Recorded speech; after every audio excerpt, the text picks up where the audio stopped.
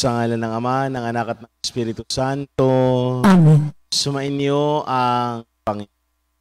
At sumaiyo rin. Mga kapatid, aminin natin ang ating mga kasalanan upang tayo maging marapat na gumanap sa banal na pagdirig.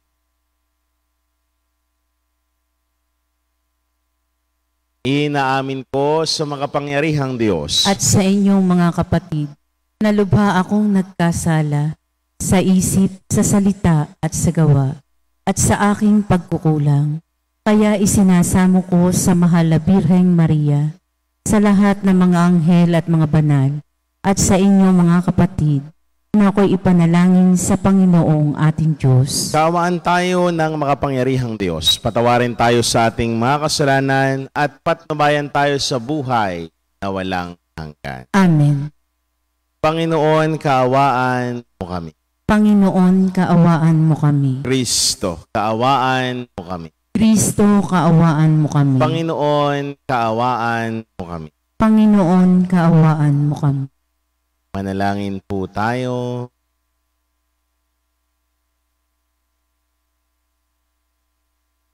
Ama naming makapangyarihan, ginawa mong maging iyong katuwang ang sambayanan mo sa pagganap sa kaligtasan. Ipagkaloob mong lagi naming ikagalak ang muling pagkabuhay ng giliw mong anak na namamagitan kasama ng Espiritu Santo magpa sa walang hanggan. Amen.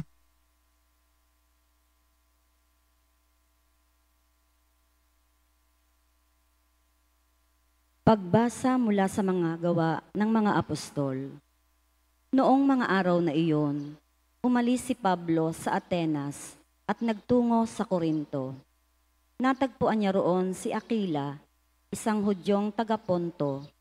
Kararating pa lamang nito mula sa Italia, kasama ang kanyang asawang si Priscilla. Umalis sila roon sapagkat pinalayas ni Claudio ang lahat ng mga Hudyo sa Roma. Nakipagkita sa kanila si Pablo at doon nakitira sapagkat sila'y manggagawa ng tolda, tulad niya, at sila'y tumulong sa kanila.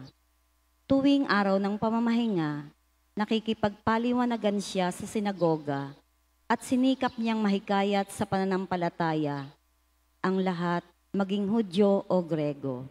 Nang dumating sina Silas at Timoteo mula sa Macedonia, iniukol na ni Pablo ang buon niyang panahon sa pangangaral at pagpapatotoo sa mga Hudyo na si Jesus ay Kristo.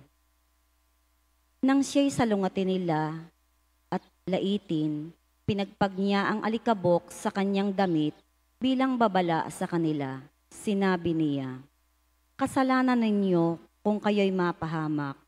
Hindi ko nasagutin iyon.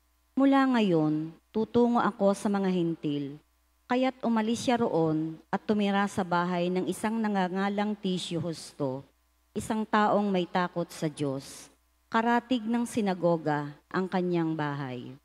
Si Crispo na tagapamahala ng sinagoga at ang kanyang sambahayan ay sumampalataya sa Panginoon.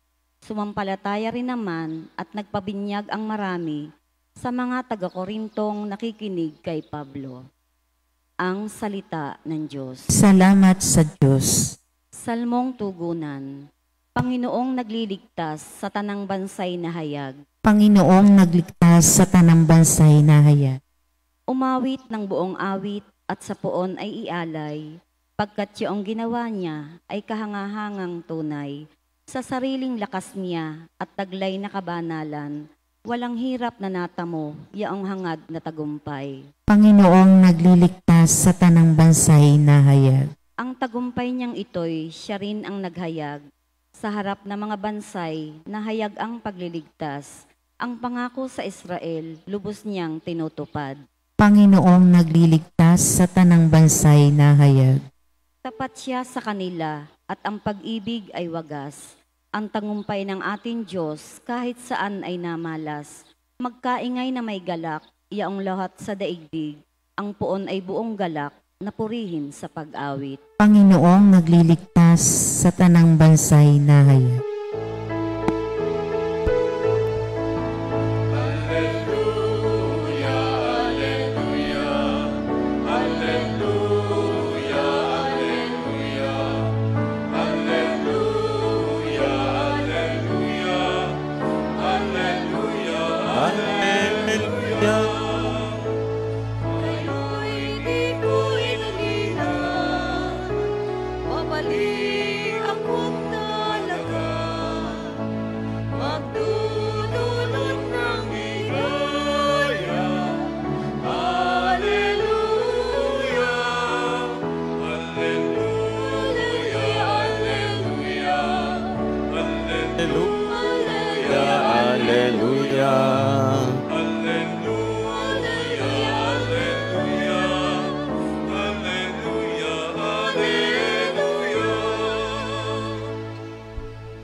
Sumainyo ang Panginoon. At sumaiyo rin. Ang mabuting balita ng Panginoon ayon kay San Juan. Papuri sa iyo, Panginoon. Noong panahong iyon, sinabi ni Jesus sa kanyang mga alagad, "Kaunting panahon na lamang at hindi niyo na ako makikita. At pagkaraan ng kaunting panahon pa, ako'y inyong makikita uli." Nag-usap-usap ang ilan sa mga alagad. Ano kaya ang ibig niyang sabihin? Bakit niya sinabing kaunting panahon na lang at hindi na natin siya makikita? At pagkaraan ng kaunti pang panahon ay makikita uli. Sabi pa niya ay, sapagkat ako'y paroon na sa Ama. Ano kaya ang ibig sabihin ng kaunting panahon na lamang? Hindi natin maunawaan. Nararamdaman ni Jesus ang ibig nilang magtanong. Kaya sinabi niya, "Nagtatanungan kayo tungkol sa sinabi kong kaunting panahon na lamang at hindi na niyo ako makikita. At pagkaraan ng kaunting panahon, ako'y inyong makikita uli. Sinasabi ko sa inyo, tatangis kayo at magdadalamhati, ngunit magagalak ang sanlibutan. Matitigib kayo ng kalungkutan, subalit ito'y magiging kagalakan." Ang mabuting balita ng Panginoon. Pinupuri ka namin, Panginoong Hesukristo. Magandang umaga po sa inyong lahat. At sa mga patuloy na nakikisa sa atin sa ating Facebook Live, magandang umaga din. Mga kapatid, napakinggan po natin sa ating mabuting balita kung paanong namaalam si Jesus sa mga alagad na niya na siya ay aalis paakyat sa langit. Kasabay ng pamamaalam ni Jesus ay hudyat na rin po na tayo ay magtatapos na sa panahon ng Pasko ng pagkabuhay ni Jesus. At sa darating na linggo ay linggo ng Pentecostes na. Ang linggo na kung saan itinuturing na pagsilang ng inang simbahan, ang pagbaba ng banal na espiritu. Mga kapatid, pagnilayan natin ngayon kung ano nga ba ang naging dulot ng pamamaalam ni Jesus. Una, ito ay katotohanan. Ang katotohanan na siya ay hindi lang tao, kundi anak ng Diyos. Ang katotohanan na siya ay anak ng makapangyarihan. Na ang ganyang kaharian ay hindi dito sa lupa, kundi sa langit. Na ang katotohanan na siya lamang ang nag-iisang anak ng kataas-taasang Diyos Ama. Mga kapatid, ipinapaunawa sa atin ni Jesus ang katotohanan na siya bilang anak ng Diyos ay babalik sa Ama upang tayo ay makasigurado na ipinaghahanda niya tayo ng matutuluyan pagkatapos ng buhay natin sa lupa. At ang katotohanan na siya ang dapat nating tawagin at wala ng iba. Mga kapatid, ang pamamaalam ni Jesus sa mga alagad ay pamamaalam para sa atin. Hindi para tayo ay iwanan. Hindi para tayo ay talikuran. Hindi para tayo ay baliwalain. Kundi ang pamamaalam ni Jesus ay magiging hudyat. At tayo dapat ay mas lalong maniwala na siya ang anak ng Diyos. Pangalawa, ang pamamaalam ni Jesus ay magiging kagalakan natin. Kagalakan sapagkat alam natin na nagtagumpay si Jesus. Alam na natin ngayon na si Jesus ay babalik sa Ama. At ang tagumpay ni Jesus ay nagiging tagumpay din natin na tayo ay nakakaya na sa pagkaalipin, nakalaya na sa pagkaalipin, na tayo ay naibangon na sa pagkalugmok natin sa kasalanan. Mga kapatid, ang nalalapit na pag-akyat ni Jesus sa kalangitan, ang siyang magiging daan natin upang tayo ay mas lalong kumapit sa Kanya upang tayo ay mas lalong maniwala sa Kanya. Sapagkat si Jesus ay uupo sa Kanyang kaharian na kung saan malapit na siya sa Ama. Na ang atin ngayong mga panaghoy at panalangin ay mailalapit na niya lalo sa Kanyang Ama. Kaya nga, sa buhay natin bilang mga anak ng Diyos, huwag tayong mawalan ng pag-asa. Pagkos mas lalo pa sanang tumibay ang ating paniniwala kay Jesus. Dahil alam na natin ngayon kung nasaan siya, kung saan siya pupunta. Ang pag-akyat ni Jesus ay kagalakan natin. Magalak tayo sapagkat ang tagumpay ni Jesus ay naging tagumpay natin at magiging tagumpay ng bawat isa sa atin.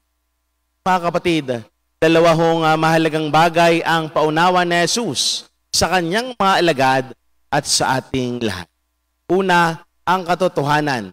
Ang katotohanan na siya ay nag-iisang anak ng Diyos, na hindi dito sa lupa ang Kanyang kaharian, kundi sa kalangitan.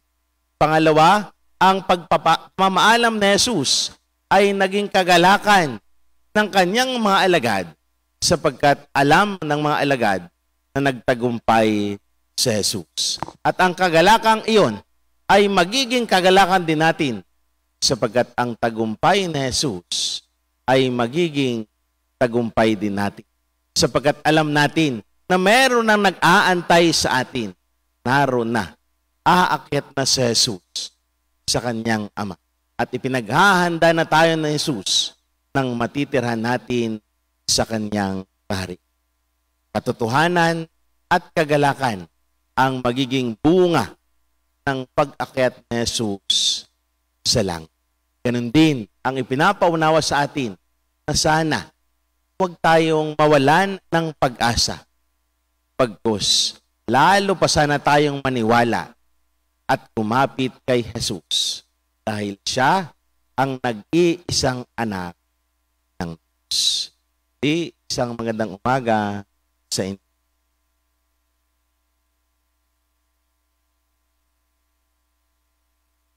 Inihahandog sa atin ng Diyos ang Kanyang lakas sa mga panahon ng pangangailangan. Idalangin natin na lagi tayong umasa sa Kanya. Panginoon, dinggin mo ang aming panalangin. Panginoon, dinggin mo ang aming panalangin.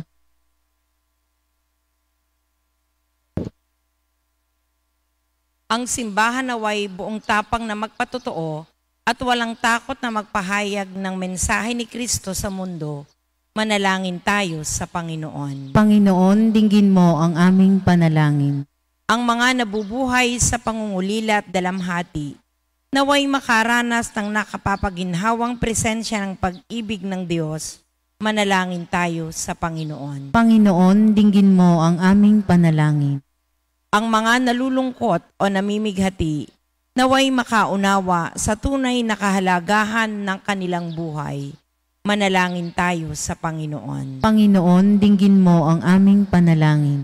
Sa kanilang kahinaan, naway matuklasan ng mga may sakit at may kapansanan ang lakas ni Kristong muling nabuhay. Manalangin tayo sa Panginoon. Panginoon, dinggin mo ang aming panalangin. Ang mga yumaon ng tapat sa Panginoon, naway makatagpo ang manunubos na nagpakasakit para sa kanila. Manalangin tayo sa Panginoon. Panginoon, dinggin mo ang aming panalangin.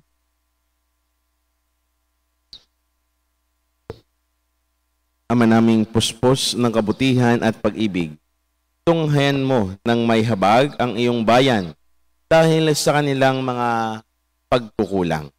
Tulungan mo sila sa mga hinaharap nilang pagsubok at hayaan mong lubusan sila. Lukuban sila ng iyong pag-ibig. Hinihiling namin ito sa pamamagitan ni Kristo na aming Panginoon. Amen.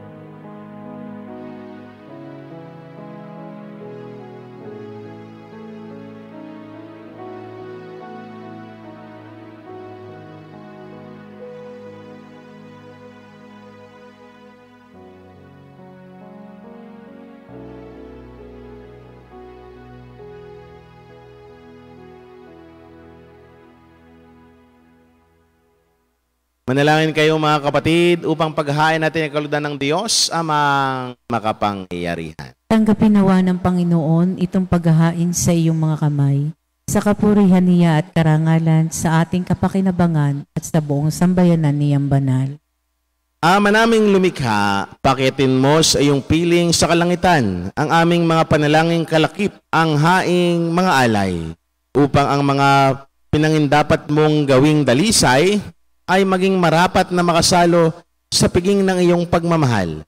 Sa pamamagitan ng Jesucristo, kasama ng Espiritu Santo, magpasawalang hanggan. Amen. Sumainyo ang Panginoon. At sumaiyo rin. Itaas sa Diyos ang inyong puso at diwa. Itinaas na namin sa Panginoon. Pasalamatan natin ang Panginoon na ating Diyos. Marapat na siya ay pasalamatan. Ama naming mga pangyarihan, tunay nga marapat na ikaw ay aming pasalamatan. Ngayong ipinagdiwang ang paghahain ng Mesiyas, ang maamong tupa na tumubos sa aming lahat, sa paghahain ng sariling buhay at sa pagkabuhay ng anak mong mahal. Nabuksang ganap ang iyong tahanan, at kaming pinaghaharian mo'y naging kasambahay. Sa pagkamatay niya sa krus, nalupig ang kamatayan. Sa kanyang pagkabuhay, naging buhay siya ng tanan. Kaya, kaysa ng mga anghel na nagsisiawit ng papuri sa iyo, nang walang humpay sa kalangitan, kami nagbubunyi sa iyong kadakilaan. Santo, Santo, Santong Panginoon Diyos ng mga hukbo, napupuno ang langit at lupa ng kadakilaan mo. O sana sa kaitaasan, pinagpalaan na paririto sa ngalan ng Panginoon. O sana sa kaitaasan. Ama naming banal, ikaw ang bukal ng tanang kabanalan. Kaya't sa pamamagitan ng iyong Espiritu, gawin mong banal ang mga kaloob na ito upang para sa amin maging katawan at dugo ng aming Panginoong Jesucristo.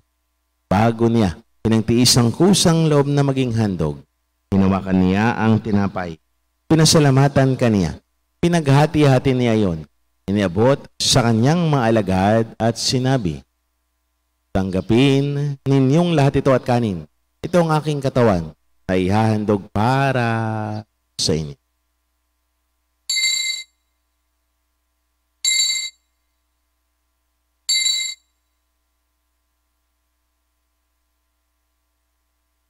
Gayon din naman, nung matapos ang hapunan, hinawakan niya ang kalis, muli kanyang pinasalamatan. Iniabot niya ang kalis sa kanyang mga alagad at sinabi, tanggapin ninyong lahat ito at inumin. Ito ang kalis ng aking dugo, ng bago at walang hanggang tipan. Ang aking dugo na ibubuhos para sa inyo at para sa lahat, sa ikapagpatawad ng mga kasalanan. Gawin niyo ito sa pag-alaala sa akin.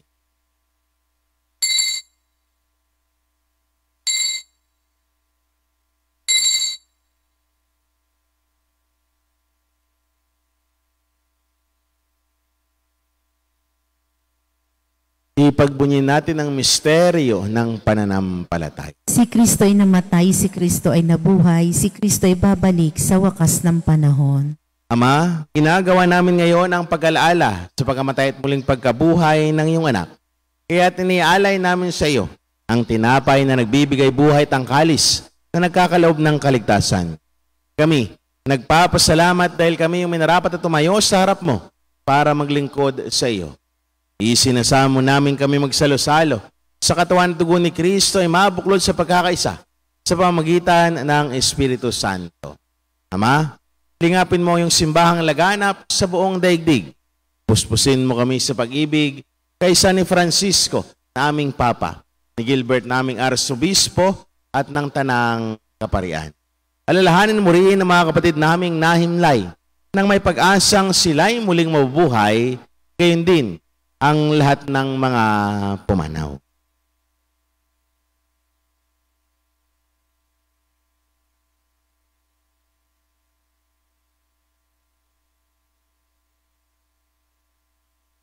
Kaawaan mo sila at patuloyin sa iyong kaliwanagan. Kaawaan mo at pangindapating kaming lahat na makasalo sa iyong buhay na walang wakas.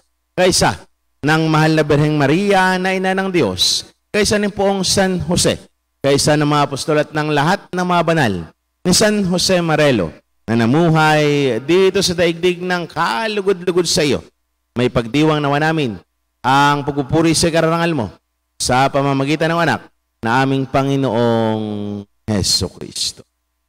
Sa pamamagitan ni Kristo, kasama niya at sa Kanya, ang lahat ng parangal papuri sa iyo, Diyos, amang makapangyarihan, kasama ng Espiritu Santo, magpasawalang hanggan.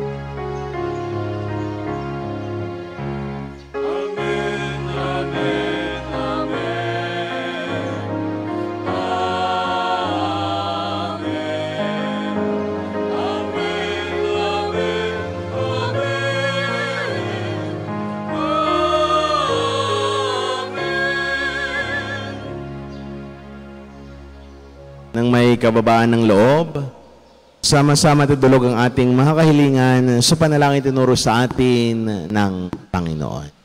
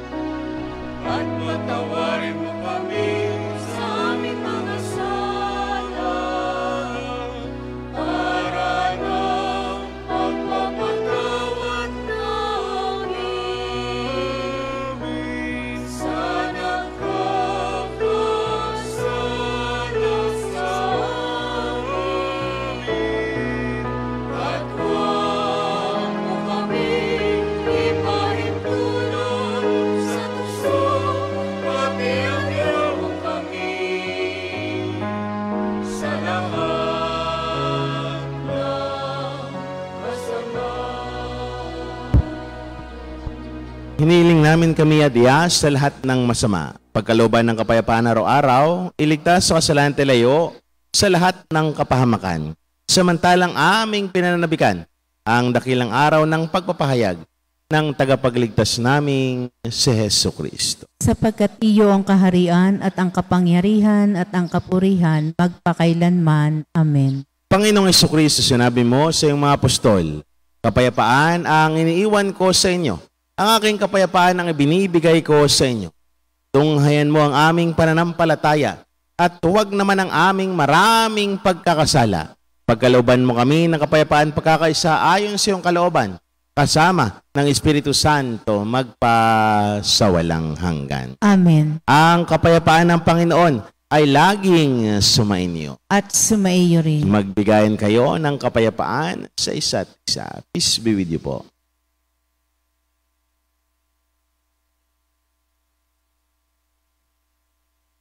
Kordero ng Diyos na nag-aalis ng mga kasalanan ng sanlibutan, maawa ka sa amin. Kordero ng Diyos na nag-aalis ng mga kasalanan ng sanlibutan, maawa ka sa amin. Kordero ng Diyos na nag-aalis ng mga kasalanan ng sanlibutan, ipagkaloob mo sa amin ang kapayapaan.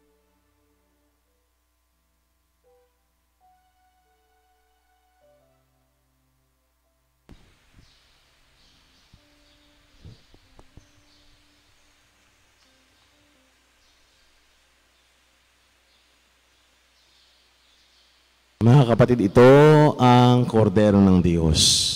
Ito ang nag-aalis ng mga kasalanan ng sanlibutan.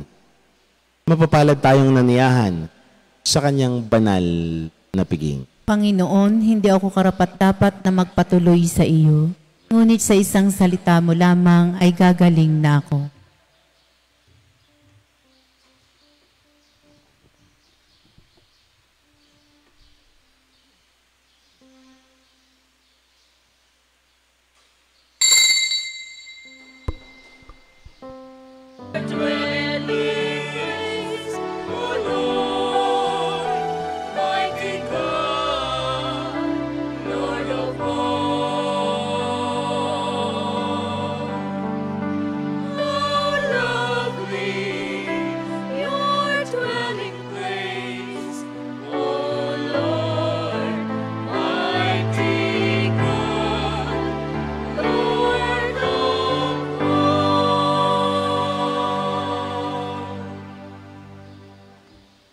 Manalangin po tayo.